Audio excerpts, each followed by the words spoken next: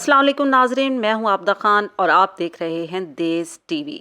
नाजरीन, माहिर इल्म नजूमियात जायचे के मुताबिक अपने मुल्क के बारे में पेशन गोइयाँ करते रहते हैं और कुछ सच भी साबित होती हैं, लेकिन यहाँ पर मैं फिर वही बात कहूँगी कि गायब का इल्म सिर्फ और सिर्फ अल्लाह पाक की ज़ात को है, जो पूरी कायनात का खालिक व मालिक है, जिसकी बादशाहत हमेशा कायम रहेगी और हमेशा रहने वाली ज़ात मेरे रब की है। पिंजर सरकार पेशन गोइयाँ करते रहते हैं, किसी हद तक ये दुरुस्त भी साबित होती हैं, ये मैं नहीं कह सकती। बहरहाल उन्होंने 21 अप्रैल से आगे की बात में कहा कि इमरान खान की यादगार तकरीर सुनकर उससे आगे की बात करूंगा। इमरान खान ने लाहौर जलसे में जो बड़ी बात की है, पिंजर सरकार ने इमरान खान के बारे में कहा कि मुत्तहिदा अरब अमारात के लीडर हों या फिर बाकी मुल्कों के, इमरान जैसा लीडर नहीं। हाँ तो नाजरीन, बात हो रही थी कि इमरान खान ने जलसे में जो बड़ी बात कही, खान ने कहा कि यूरोप को मुझसे ज्यादा बेहतर कोई नहीं जानता। पिंजर सरकार ने कहा कि मौजूदा हुकूमत जितना अरसा इक़्तिदार में रहेगी, मुल्क खतरे में रहेगा। खान के लॉन्ग मार्च के हवाले से कहा कि लॉन्ग मार्च मौजूदा हुकूमत के लिए खतरनाक साबित होगा और 2022 में ही इलेक्शन की पेशगोई कर दी। पिंजर सरकार ने मौजूदा हुकूमत के हवाले से